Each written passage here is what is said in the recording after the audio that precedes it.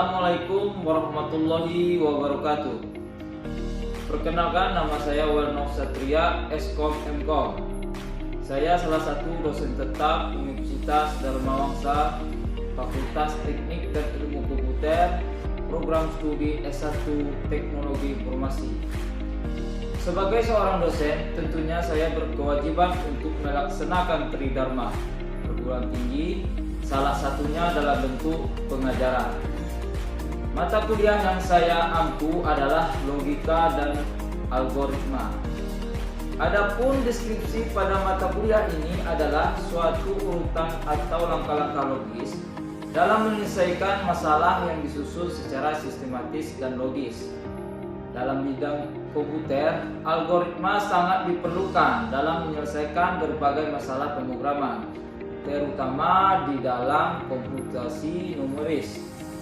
Tanpa algoritma yang dirancang dengan baik, maka proses pemrograman akan menjadi salah, rusak, atau lambat dan tidak efisien.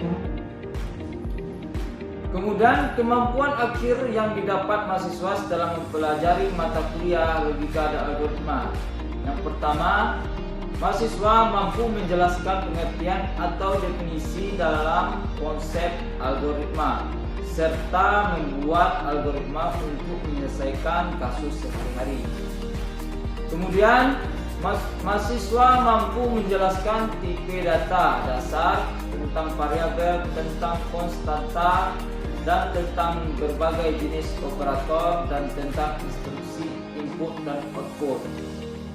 Selanjutnya, mahasiswa mampu memecahkan masalah pekerjaan dengan sifat dan konteks yang sesuai dengan bidang keahlian terapannya, didasarkan pada pemikiran logis, inovatif, dan bertanggung jawab atas hasil secara mandiri. Selanjutnya, mahasiswa mampu memahami konsep, teknik, dan manipulasi pengorganisasian data yang diterapkan ke dalam sebuah bahasa pemrograman. Dalam satu semester terdapat 16 kali pertemuan. Pertemuan pertama yaitu menjelaskan kontrak perkuliahan, RPS, penjelasan tugas-tugas yang akan diberikan kepada mahasiswa, serta peraturan-peraturan yang harus dipatuhi oleh mahasiswa. Pertemuan kedua yaitu menjelaskan struktur teks algoritma. Pertemuan ketiga menjelaskan notasi algoritma dan bahasa algoritma. Pertemuan keempat menjelaskan parameter masukan, parameter keluaran, dan parameter masukan keluaran. Pertemuan kelima menjelaskan definisi fungsi dan pemanggilan fungsi. Pertemuan keenam menjelaskan pengertian array, yaitu array satu dimensi, dua dimensi, dan multidimensi. Pada pertemuan ketujuh adalah melaksanakan kuis. Mahasiswa menguraikan kembali materi yang telah dijelaskan pada pertemuan sebelumnya. Pada pertemuan ke-8, mahasiswa melaksanakan ujian tengah semester. Pertemuan ke-9 menjelaskan pengertian matriks dan mendeklarasikan matriks. Pertemuan ke-10 menjelaskan pengertian himpunan, mendeklarasikan himpunan. Pertemuan ke-11 menjelaskan pengertian pointer, mendeklarasikan pointer, dan elemen pointer. Pertemuan ke-12 menjelaskan algoritma pencarian, spesifikasi masalah pencarian, dan algoritma pencarian beruntun. Pada pertemuan ke-13 menjelaskan algoritma pengurutan, masalah pengurutan, algoritma pengurutan apung, dan algoritma pengurutan seleksi. Pada pertemuan 14 menjelaskan algoritma rekursif dan spesifikasi algoritma rekursif. Pada pertemuan 15 adalah melaksanakan kuis. Mahasiswa menguraikan kembali materi yang telah dijelaskan pada pertemuan sebelumnya. Pada pertemuan 16 mahasiswa melaksanakan ujian akhir semester. Sistem pembelajaran yang saya gunakan adalah pengajaran secara tatap muka yang berlangsung di dalam kelas. Selain pembelajaran tatap muka yang saya laksanakan, saya juga menggunakan aplikasi WhatsApp Group. Aplikasi WhatsApp Group saya gunakan untuk memberikan informasi kepada mahasiswa tentang perkuliahan dan informasi lainnya. Adapun metode pembelajaran yang saya gunakan dalam pembelajaran mata kuliah logika dan algoritma adalah yang pertama, metode ceramah. Metode ini yang paling umum digunakan oleh dosen untuk menyampaikan materi kepada mahasiswa. Metode ceramah ini saya gunakan untuk menyampaikan materi-materi kepada mahasiswa mulai dari pertemuan pertama sampai pertemuan 15. Yang kedua adalah metode diskusi. Merupakan kegiatan bertukar pikiran, gagasan, serta ide mahasiswa untuk memperoleh pemahaman terhadap suatu masalah dan bagaimana menyelesaikan masalah. Metode diskusi ini saya lakukan agar mahasiswa dapat mengeksplorkan pemahaman dan mahasiswa bisa bertukar informasi. Yang ketiga adalah metode tanya jawab. Metode ini saya lakukan untuk memancing keaktifan mahasiswa dalam proses belajar mengajar. Dan yang keempat adalah metode latihan. Metode ini saya lakukan untuk mereview materi yang sudah dibahas pada saat pertemuan.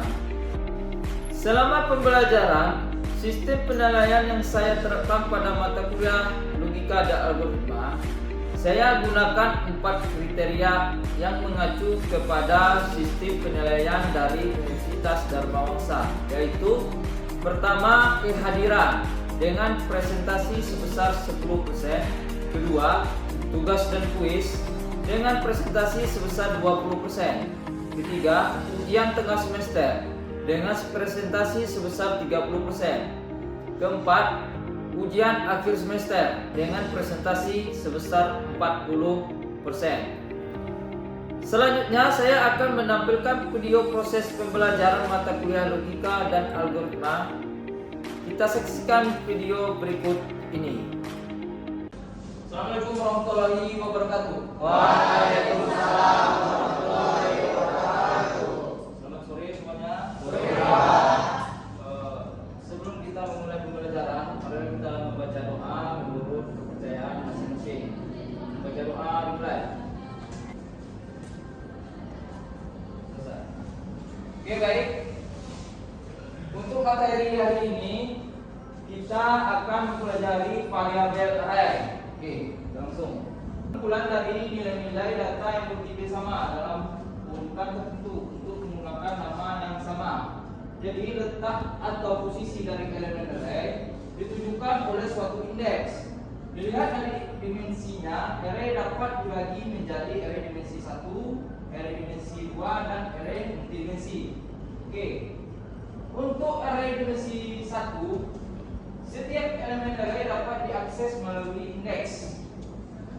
Indeks array secara default dimulai dari 0. Nah, variabel ini yang disebut array-nya, di mana tipe menyatakan jenis elemen array. Nah, contohnya bisa char, integer. Kemudian ukuran menyatakan jumlah maksimal elemen array. Contohnya seperti ini. Nah, ini contoh kita menerapkan variabel array. Itu tipe datanya integer, variabelnya nilai, kemudian ini adalah untuk elemennya. Jumlah elemennya ada 5. Oke. Kemudian ini untuk contoh array satu dimensi.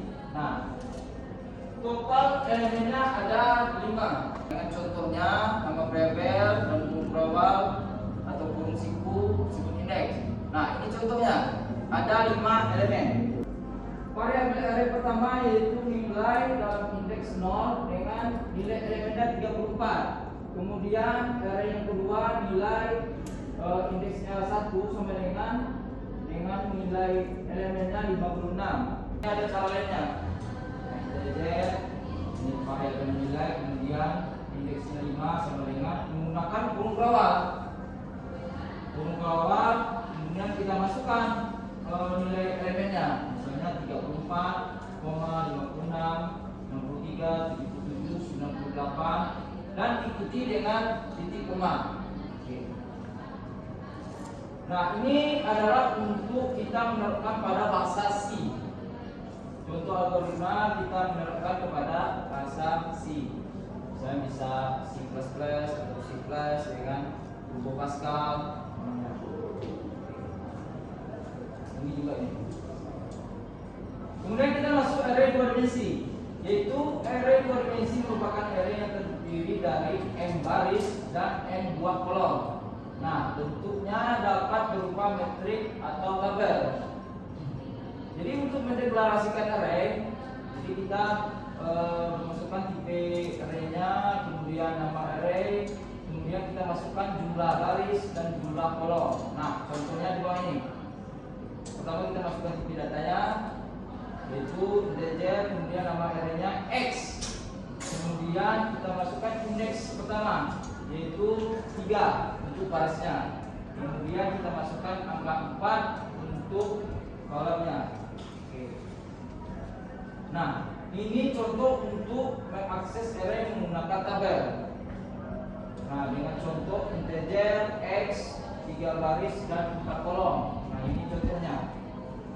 Jadi cara untuk menghitungnya x baris 0 kolom 3. Nah, kita menghitungnya dari kiri duluan.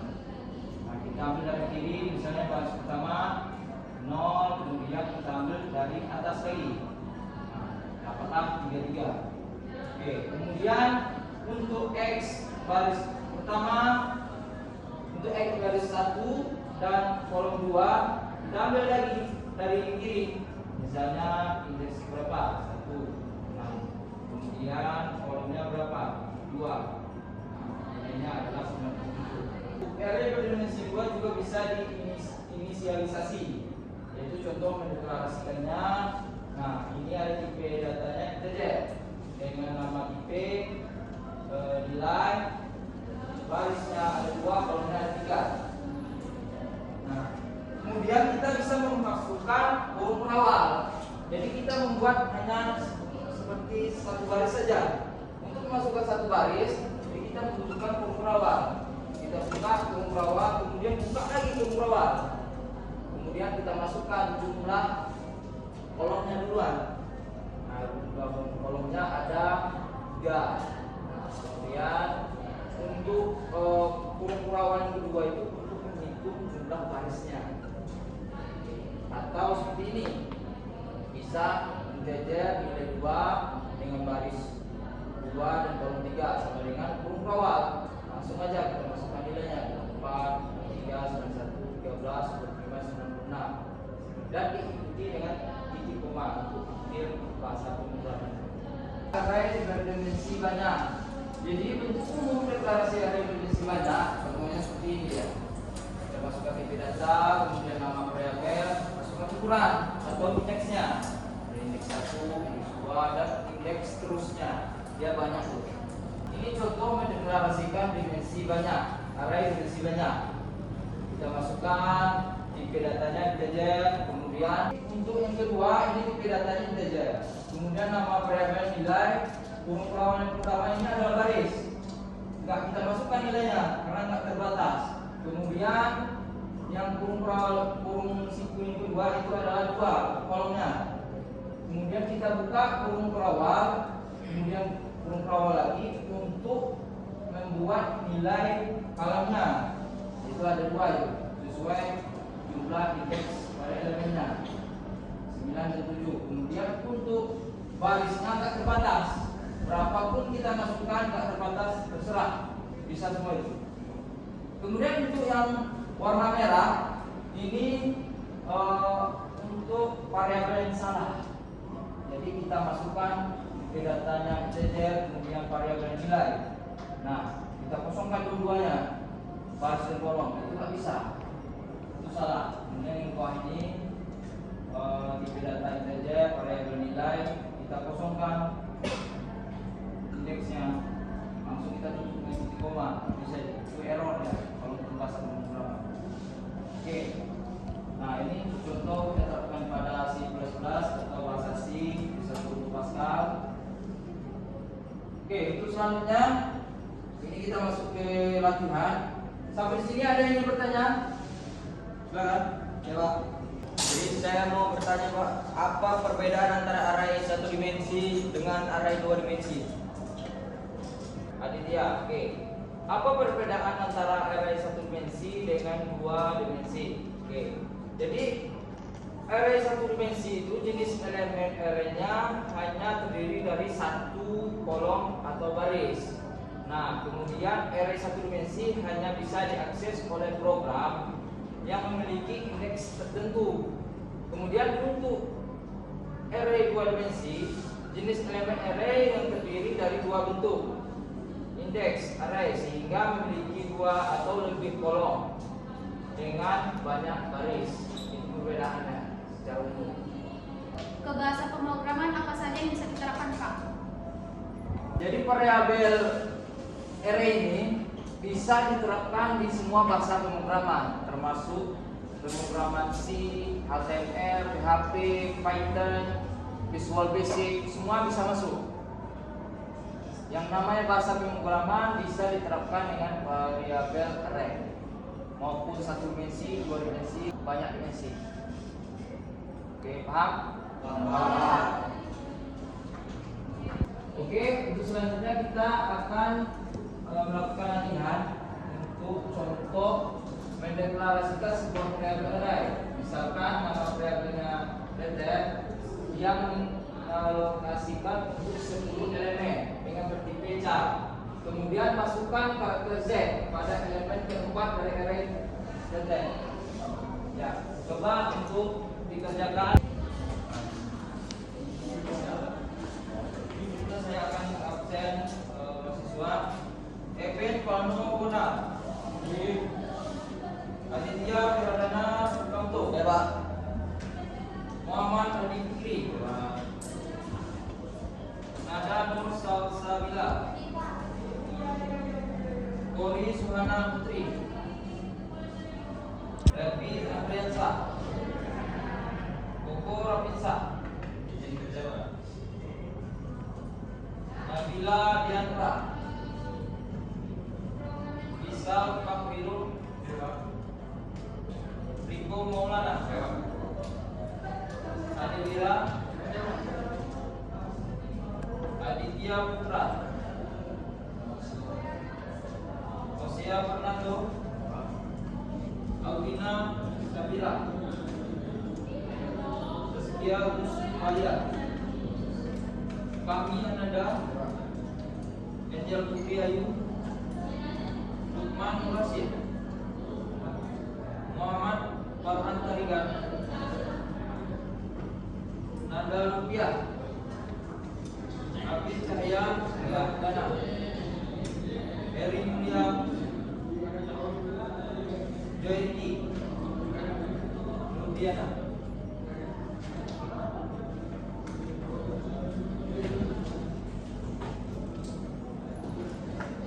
Oke, untuk hari ini pembelajaran kita akhiri sampai sini. Saya tutup dengan Assalamualaikum warahmatullahi wabarakatuh. Waalaikumsalam warahmatullahi wabarakatuh. Demikianlah video pengajaran saya. Atas perhatiannya saya ucapkan terima kasih. Wassalamualaikum warahmatullahi wabarakatuh.